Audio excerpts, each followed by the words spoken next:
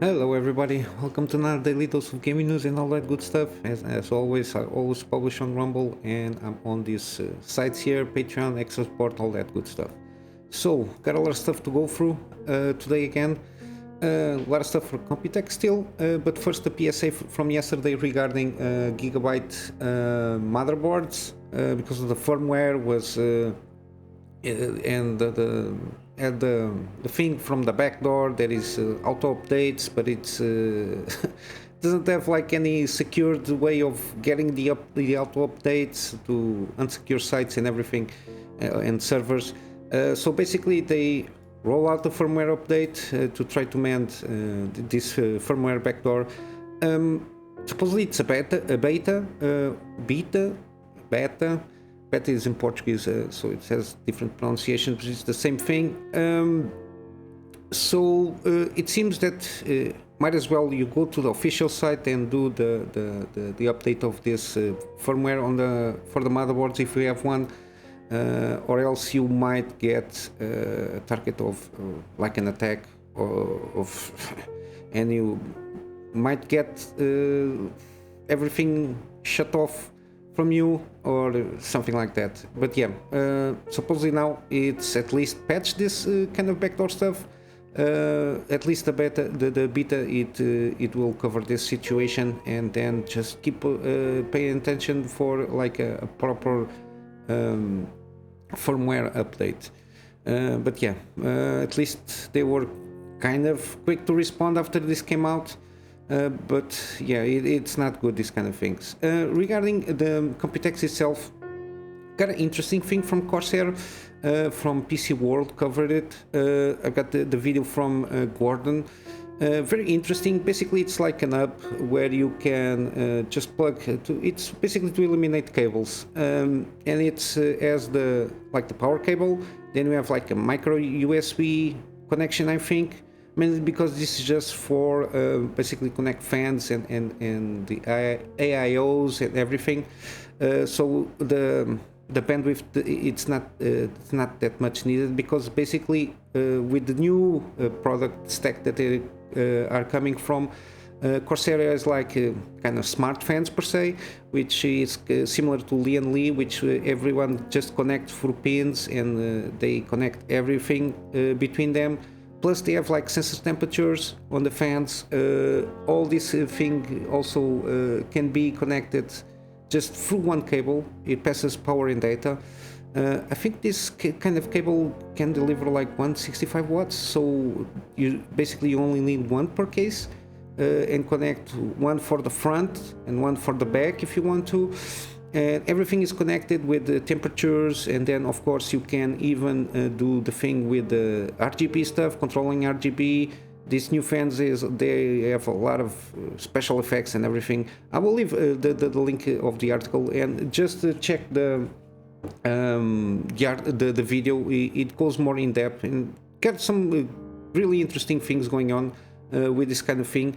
And of course this is proprietary, but I think Corsair it's open to for a licensing agreement regarding this kind of system. But yeah, we'll see how it goes. At least they were smart, being basically the first guys to go about this thing. Again, with the PC World, the Full Nerd podcast, they talk a lot of what's happening there on Computex and a lot of stuff from there is people from Pulse Hardware, people from LTT. Usually it's a good podcast here. They talk about a lot of stuff and some old school stuff, because Gordon is an old school gamer and PC guy, so it's always good to have some story background and some insights from people that have been in the industry for 30 plus years. Also, there has been shown a 3070 with 60 gigabytes on display. This is not for gamers per se, because this is like for this kind of thing for displays, because it has like, it's modded one. It's for 8 mini display ports. Usually this for showcases where you plug like 8 screens or more, depending on what system you're trying to set up here. It's usually for showcases when you connect several TVs, when you have like a big, huge screen with several different panels. But yeah, we've been seeing a lot of this kind of modding on RTX 3070. It is a decent GPU. The only fact that it only had like 8 gigabytes of RAM, which is a shame. But yeah, it's very interesting to see this kind of products at least being showcased, so it's a curiosity, but nevertheless, I always like to see this kind of stuff and how they just mod things for different purposes. Gigabyte, again, with Gigabyte, they managed to get like a new cooler design, and the main thing from here is they shrink the cooler or the cooling solution, and they relocate the 16-pin connector for the back of the board. This is kind of similar approach that EVGA did with 3090, which is the last series of GPUs they worked on. Again, this kind of thing, the 16-pin thing, it's one of the things I'm going to get around a lot of. I don't know how if the fact that they relocate the pin, if it is like safer per se regarding the connection itself, because it's a 4090, a lot of power draw. I don't know if it has anything by the fact that NVIDIA put their thing on the side of the board of the GPU, if it has anything to being to power hungry and overheating, the fact that it's located in that space. I'm not sure. There is a lot of stuff that NVIDIA is not talking about. Mainly because how you can manage to get basically 600 watt power through just one pin.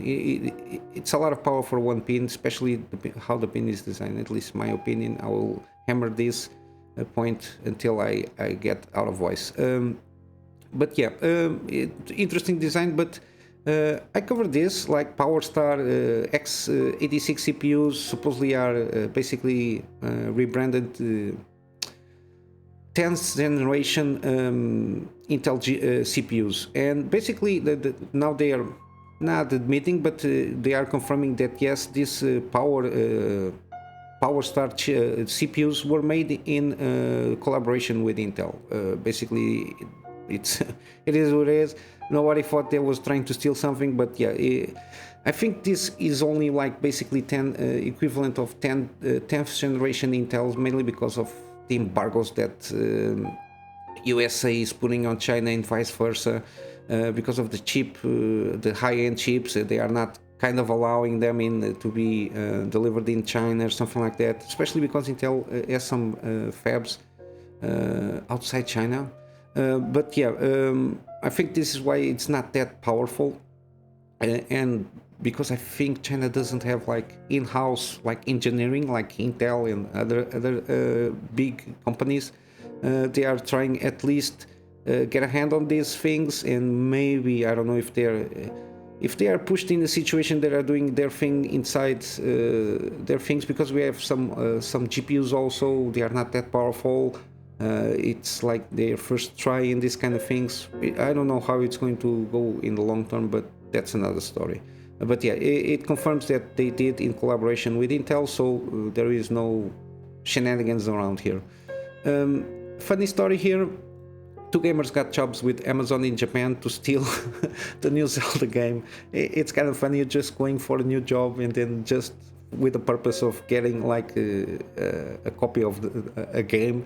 And of course they were caught, and now they face charges with stealing. I don't know how that works very well in Japan, if they go to jail just or pay a fine or whatever it is. But yeah, it's a funny story.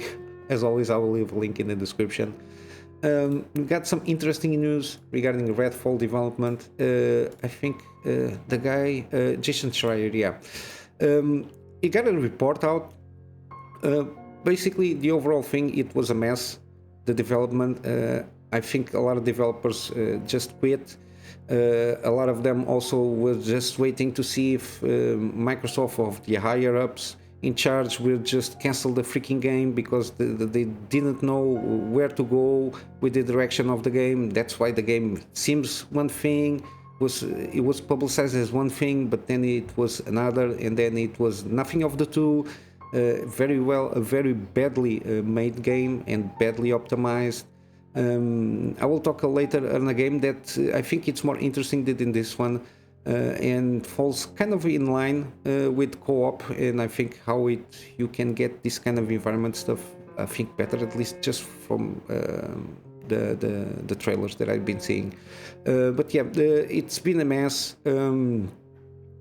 I think they should have just focused on the games that they wanted to do, similar like to the last one, which Arkane is very well known. I forgot the name of the franchise, but the last game that they made was, always telling it's an underrated game, Prey, the Prey remake, which is was another debacle in the sense of sales, basically because it was branded as a franchise that the game was not supposed to call Prey, but it's an excellent game.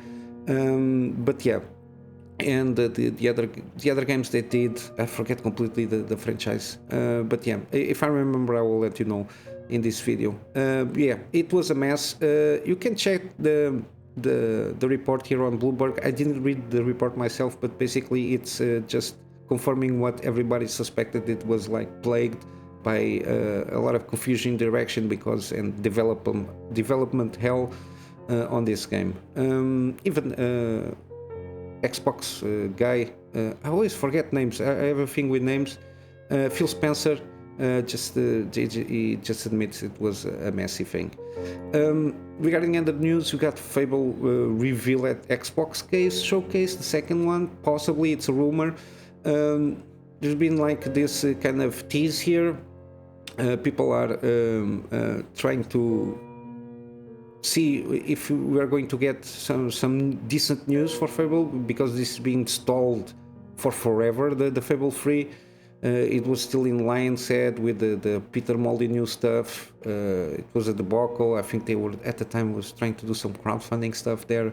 It was a little bit confusing, and then I think Microsoft acquired at the time.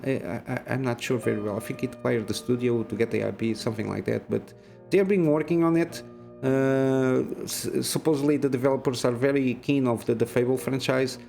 We'll see how it goes. It's always good to have a decent RPG on the market, single player especially.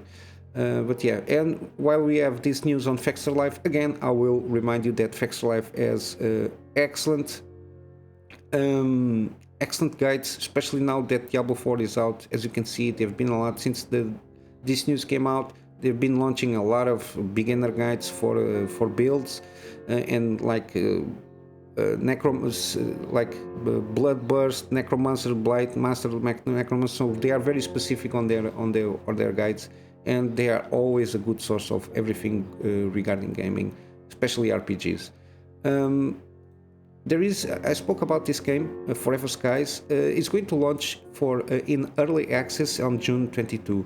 I'm very interested in this game, especially if it is only like single player. It seems to be. I don't think they're going to do any kind of shenanigans.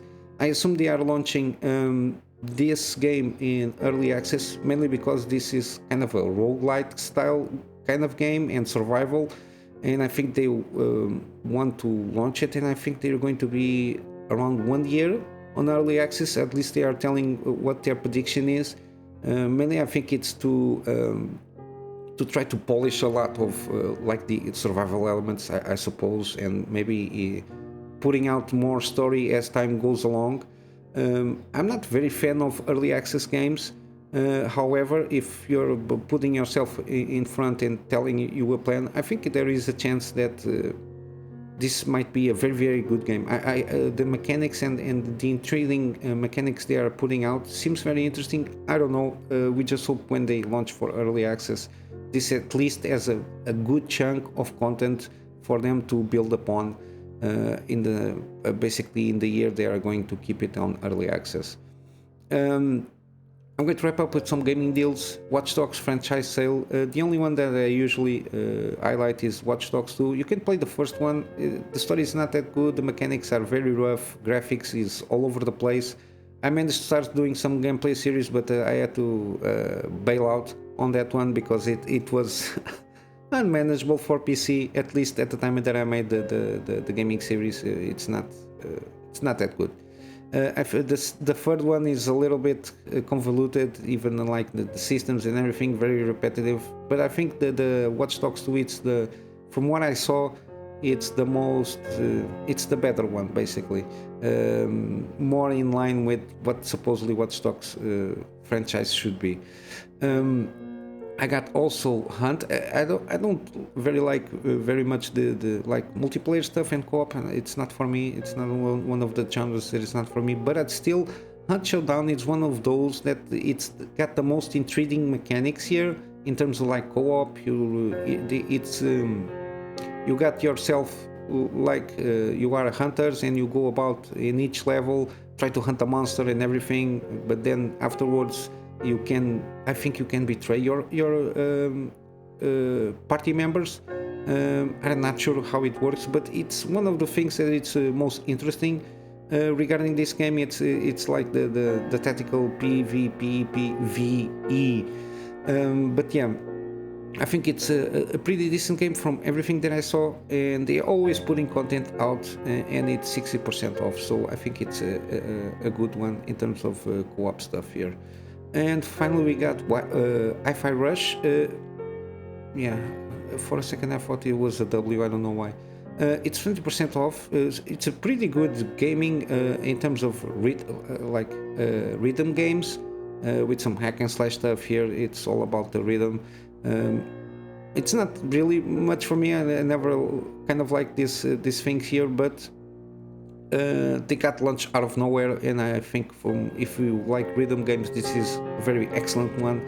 I don't know if I already gained some prizes here and there, but it's very well recommended all over the place, 20% off, so I think it's a good deal to catch this game.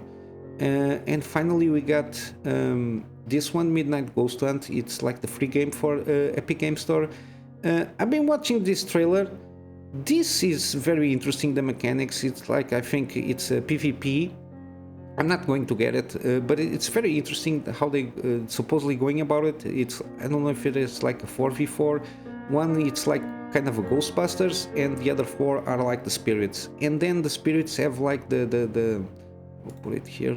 Have the kind of the thing that they can incorporate on objects on the map here, and then kind of possess those objects, as you can see here, and to try to kill the Ghostbusters themselves, which is very interesting how they're going about it. Then I think you have like a time limited. If you don't hunt all the spirits or the ghosts, they get overpowered after midnight or something like that. It seems very interesting just by the looking at the trailer. If you like PvP, I think this is a pretty decent one, and I think this is like a new game.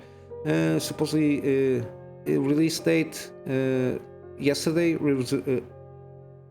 Initial release I think was I suppose on not beta. Jesus Christ, I just discovered this one. Early access. Oh my god, early access since March. At least it seems that it was the thing, initial release, and the final release is just out. Usually these kind of games, I think they always go for early access if they are like independent studios. They don't have enough personnel to test, to Q&A like everything on a bigger scale, so they usually use early access. But yeah, it seems pretty interesting if you like PvP. And I will leave it here as always. Everything that I discuss here, I leave links on the description. And I'm going to wrap up for today with my GoGetFundMe for me to upgrade my PC to get better, more content for my private clients, and of course start doing some video stuff for them. And in my free spare time, doing the daily videos that I do, and do some scripted content. We'll get some deep dives in some subjects that I like to talk about, and resume my gameplay series, and possibly in the near future doing some live streams. And with all that said, guys, I hope you have a wonderful day, and I will see you in the next one. Till then, Kunamy Master out.